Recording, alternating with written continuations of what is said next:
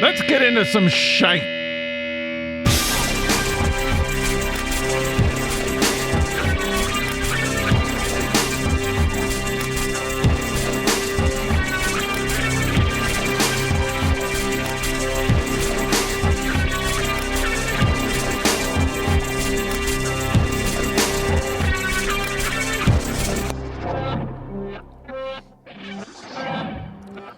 Hi, folks. Welcome to Apocalyptic. This is Rick. Thanks for hanging out with me here on this wonderful day in Atlanta. You know, I gripe a lot about summertime in Atlanta. Not a lot, but I will say it hasn't been as bad. I've been here almost 10 years. It hasn't been as bad as I thought it might be. There's some brutal summer days in Atlanta.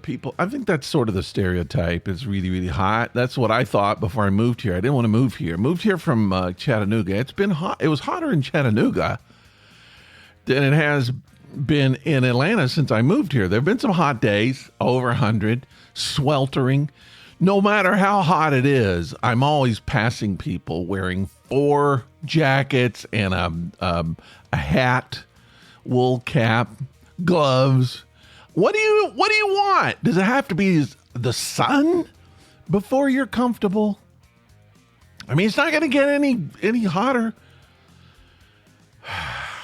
Some people they're built that way, you know. They just need it to be. It's like hell. They need Hades temperatures before they're comfortable. I have to wear a t-shirt in the winter sometimes because it's just too hot. But it's been nice. We got breezes going on. It's just the temperature's really nice. So I'm enjoying it while I can. Hope everything is good where you are too. How's the weather? How's life? How you doing? How you feeling? You feeling good? Things working out for you? Other than things you can't really control, because life throws little curveballs at you constantly to keep you on your toes. I'm getting a few of them here now, but I try to make the best of it. You try to go on. You know, if you need some help, out there, you need someone to talk to, call into the show, 678-438-0008. I'm going to say that again because it sounded like I messed up. 678-348-0008. Call to the show. Talk to us. You know, last show was the first time I didn't even mention the number. It wasn't on purpose. I just kind of forgot. But that listener line is for you. You can call in and talk about anything you want to talk about. I'll put you on the podcast. Don't go too long. Don't hog the podcast. If you want to be a guest, just call me. You know, we can make an arrangement to be a guest. But you can give your opinion about anything that you want. And then if you're a little shy, just text to the same number, 678-348-0008. And, put your opinion. I'll read your opinions. How's that? That's kind of cool. Or send me an email, rick@apocalyptic.com. I did a search for the podcast last week. You type in apocalyptic.com, and Google automatically says, "Did you mean apocalyptic?" And it won't even show the podcast. I have a feeling that's the way it's going to be forever. I knew when I picked the name it was going to be trouble, but Google still, it won't even, you have to really just look for it. So if you found it, you're special. You're a special person in my life. You know what I'm tired of now? It's time to jump into the rants. I'm so sick of hearing stories, seeing stories, watching stories about these guys who muscle their way into the lives of women that they have a crush on or like, or want to have a relationship. I don't know. They force themselves into these women's lives, and then they just make the lives a living hell. And a lot of times end up killing them, abusing them. Why? Just leave them alone. Why do you need to do that? It's hard, and it happens way too often. Almost every single ID channel show that I watch, it's like some guy who just, first of all, he shouldn't have a relationship with anybody, but that's not going to stop him from having a relationship from this woman that he's got a crush on. And then when he finally gets her to kind of like him back, he has to tell her exactly what she can do, where she can go, how she can look, who she can have friends with. who she can be friends with, and he's insecure. He's the guy he can't handle it. Got to tell them how to live their life. And then if they won't do what he says, oh, that's too bad. He's going to chop their heads off, cut them into pieces, spread them out in the forest. That happens over and over and over. What do you do about that? Because these people, they shouldn't be in a relationship in the first place. But it's like telling a moth that it shouldn't be around the candle because it's going to burn them up. It's not going to stop them. So I don't know. I still think, I've said it for a while and I really believe it. I think starting in even first grade, kindergarten, first grade, second grade, we need to start classes on how to handle anger, how to take care of this egoic control issue. We need to teach these children when they're young before they get older, and it's just almost impossible. You know, anger management skills need to happen early on in a kid's life, in a human being's life. And maybe go all the way. We teach sex education. We teach driver's education. We teach sociology and history, all that good stuff. They need to have it. But they need to have conduct. They need to learn how to just deal with life in general. Why do we have that? Why don't we have a curriculum for people just to learn how to cope? Isn't that what schools would be good for? Because schools, that's a social thing. You deal with people all day long. It just seems like it would be very, very necessary. And it's something that could be, your lab is the school. Because people are going to piss you off at school. And then we got people going into school shooting people with guns. Okay, it's happening. We know, we recognize it. You could fight over why it's happening. Instead, why don't we try to do something about it? Why don't we have classes to teach these kids, often boys, young boys, not exclusively, but often, on how to deal with their feelings? How to handle these feelings of control, how to deal with these feelings of anger. They don't know what to deal with. So what do? Let's just go in and just get rid of the class. I don't know how to handle the despair. It's going to get worse. It's going to get worse. So if we don't stop it with classes now, education now, we're in trouble. We're in trouble. It's going to be too late to start from the beginning. Let's just start from the beginning. First grade, second grade, third grade, fourth grade. Why not? It's an impressionable age. Let's do it. Why are we that? Why can't we get the clue? It's the perfect time to do it. Somebody who's smart, who can put together a curriculum, and then all these government people who don't want to have anything. They don't want gun control. They don't want to do anything with the rifles. Well, surely they would just be willing to put this through into class, right? I would think they would have support on that. It just seems like something, I don't know. Why wouldn't you support that? Why not? Let's look into it. Let's do it. I'll tell you something else I'm kind of tired of.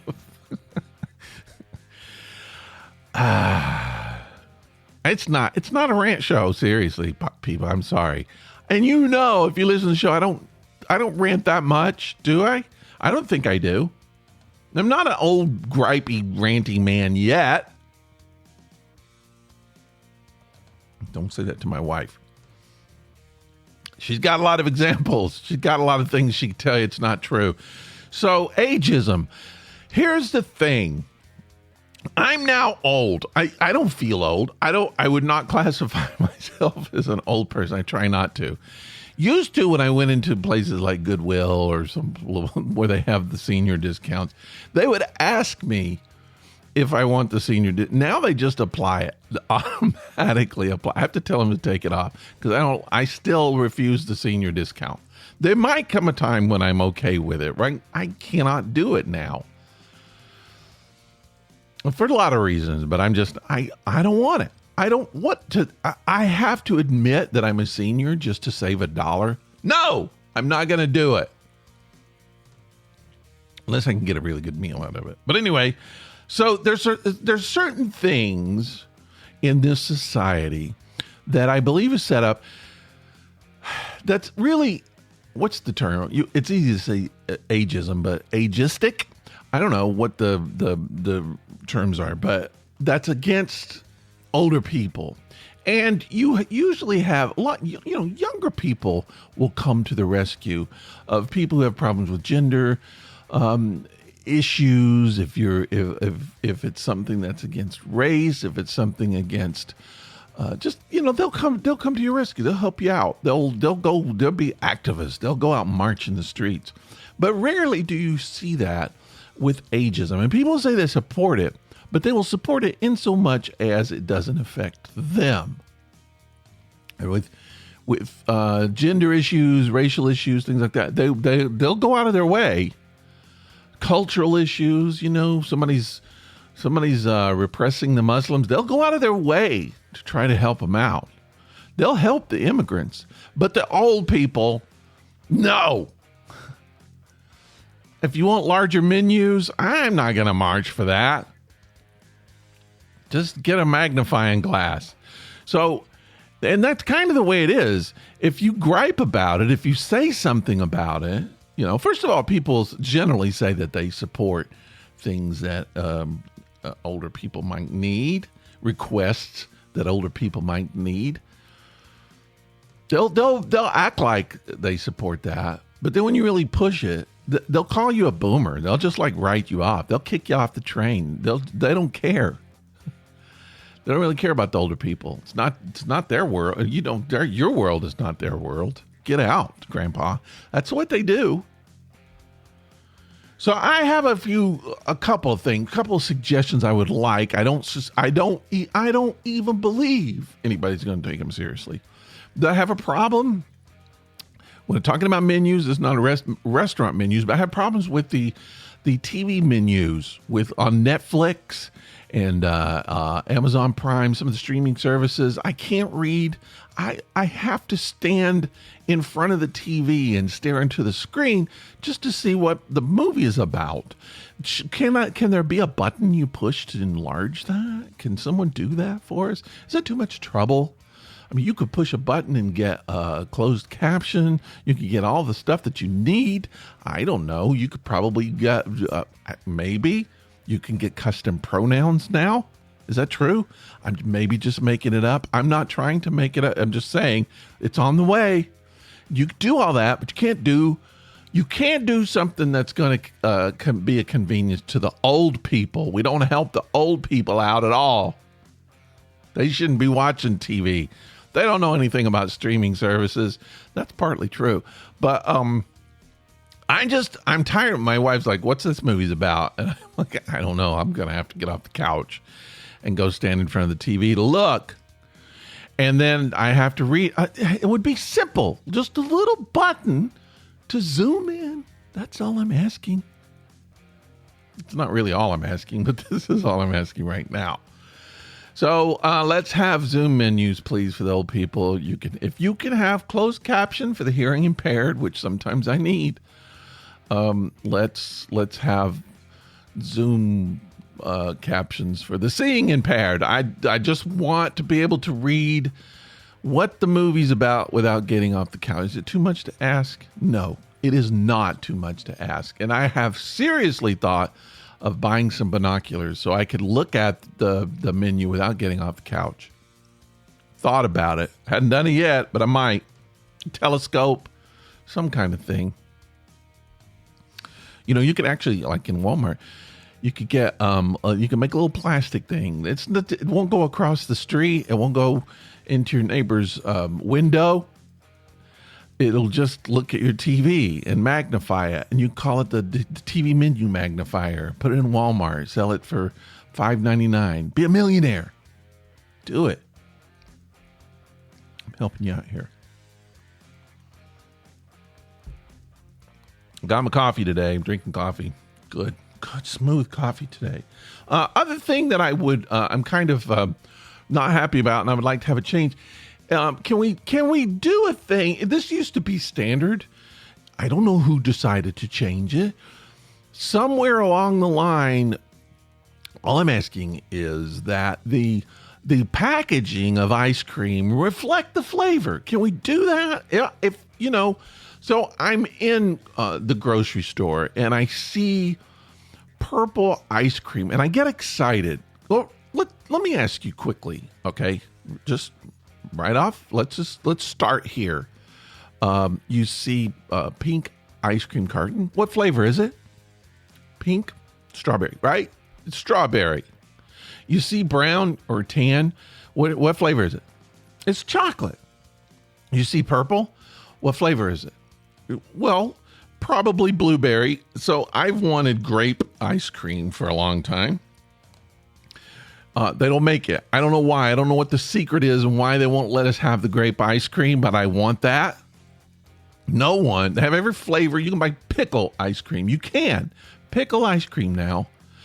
Every ice cream in the world. I cannot. You can get grape popsicles. Why can't you get grape ice cream? Is there a problem with the grape ice cream? They've discovered that the grapes and the milk or the grapes and the cream do not mix well. The grape ice cream tastes like crap. Is there something I don't know with the manufacturing of grape ice cream that we can't have? Because I imagine that would be delicious and I want it and I can't have it. But the other day I'm in the grocery store and I look and there is purple. There's a purple, it's a pint size purple ice cream. And I get excited. I'm like, finally, it's the grape ice cream that I've been waiting for. Purple equals grape in flavor lexicon, right? It does. It symbolizes that. If it was blue, it'd be blueberry, I'm imagining. Sometimes blueberry's purple, but I would say blue would be blueberry. Grape would be purple. So I was really excited. I went to get it and pick it out. No, it's triple chocolate peanut butter. What the hell does that have to do with purple? Who made that decision? It's horrible. You can't put a package of pasta in a Chinese wrapper. It doesn't matter where it came from. It has to be in an Italian wrapper. It has to be because it's spaghetti. Pasta. Now, if it's ramen, you can do some Asian country. You can. That's the way. It's a simple-minded thing that people want us to look at. Just stereotyping, whatever. The pasta can come from anywhere. It could be Romania. No one cares. But you have to put an Italian flag on it somewhere if you want to sell it. If you want to sell a lot of it. Or at least give it that air of authenticity. Make people think that it's the best. You got to put an Italian flag on it. I'm going to put an Italian flag on the podcast from now on. Just to show quality. No, but seriously, why? Who made that decision? What does purple have to do with triple chocolate peanut butter? So let's make the decision. I don't know if we can pass a law. I don't know if we can. If we can introduce a bill. Write your congressperson and say, please do this. Let's get this done. If you don't do anything, at least let's coordinate the flavors and the colors on our ice cream packets. It won't be hard to do. I don't think. Oh. I'm a little wired today. I need some, maybe less caffeine. I don't know. All right. I'm going to back off a little bit. I'm not going to rant anymore. All right. I do have a gift for you. Hold on. Got to get my glass to make sure. Yeah. I don't even know what this is about. I made a note to myself. And, that's from like 5 weeks ago. I was looking at the wrong list. Thank you. Because I was so confused. I was like, what is this? All right, so here's my gift to you. I now have an idea for a podcast. So again, see, that's dangerous. I have a lot of ideas, even probably frequently we'll have ideas for podcasts, but podcasts now are huge and everybody kind of has one. If you're one of those people that really wants a podcast, there's not a good idea. You don't have an idea for a podcast. Here it is. I'm giving it to you. It's a gift. I don't need it. I don't want it. It's just an idea that I have, and I'm going to throw it out to you. You could do it, take it, run with it, probably make this a huge podcast because everything that I do just kind of falls flat. It doesn't take off ever. I bet 2 people listen to this podcast. 2. And most people started like some kid from high school and their friend starts a podcast in their garage, their dad's garage, and the whole time they talk about manga and they giggle, and they get 2,000 listeners. That's their podcast, and it comes out once every 2 months. A lot of twos in there. My podcast is number 2. I have 2 people listening to my number 2 podcast. That's what I do. I make things that just don't work. And this is something I think will work so you could take it, and because I'm not going to take it, it's going to be successful. So you can make it successful. Here's the idea for a podcast. Podcasts about true crime are big right now. Do you listen to those? I listen to a few of them. Case Files, my favorite. But it's starting to creep into pop culture. So Only Murders in the Building, big thing. It's about podcasts and true crime and murder. I just saw, and I don't know the name of it, can't think of the name of a new show coming out about murder and podcasts. They're doing, I believe the premise is they're trying to get the murderer to be on the podcast. So it's big business, a big. You know this. If you're a podcast listener, you know it. You probably listen to one or two, and they're interesting. I like the ones that deal a lot with investigations and a little bit of science and forensic science. Those are the kind of fascinating things. Not just about dumb guys that killed a girl because they shouldn't be in relationships. There's plenty of those too. ID Channel has a lot of them. But podcasts about the science is fun. So you can do that. You can involve it in this podcast. It's a true crime podcast, but it's unlike any podcast you've ever heard because it's backward. It's the opposite. It's the inverse of every true crime podcast. So what you do is take some planning on this one. All right. So let's talk. The format of most podcasts is, here's a crime story. Okay, this happened in the news, in history, and really happened. And this is the story of how it happened. This is a story of how maybe it got solved, how the person got away with it. They still can't find the person, but it's the story of this crime. Okay, so my idea is actually design a murder. Do the opposite. You design the murder. Now, I'm not saying actually kill someone. In fact, I would say don't do that. Don't do that part. Just that part can be fantasy, can be fabricated. So here's what you do.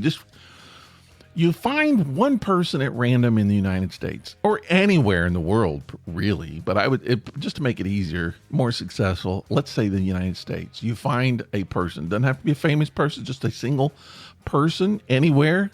Let's say it's in the heartland of America.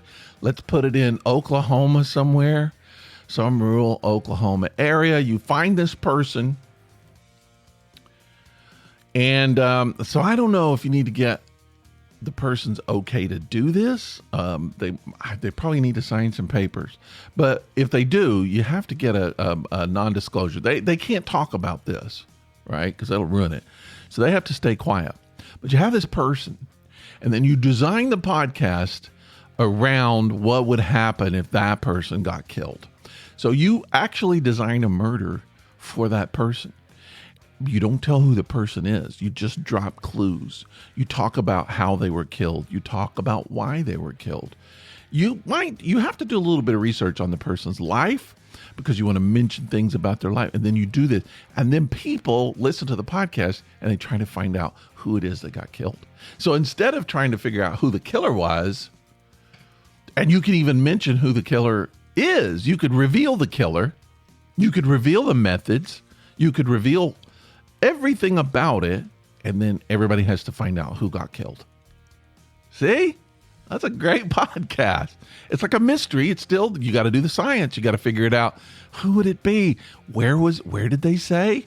Where's this location? the store where they got killed, where's that located? People have to do their research. They have to go, everybody runs to Google. You could do ads sponsored by Piggly Wiggly, where they got killed. That's how you make your income right there. But you drop little clues here and there about what city, maybe where they worked, and just a little more each episode. And then eventually people think, I think I know who this is. I think I know this is. And maybe it's them. What if you don't tell people and they suddenly realize, holy crap, that's me. I'm the one being killed this week. Don't you think that would work? I do. I think that would be such a fun podcast. Everybody's involved. It could be one person, and then, maybe the people don't even know. And people would come up to them and just go, hey, I'm sorry, I heard you got killed this week.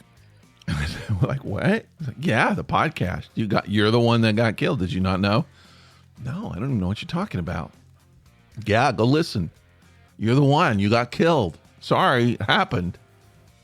By that guy that shouldn't have been in a relationship. Just weaseled his way into your life and killed you. What are you talking about? Just do it. Go listen.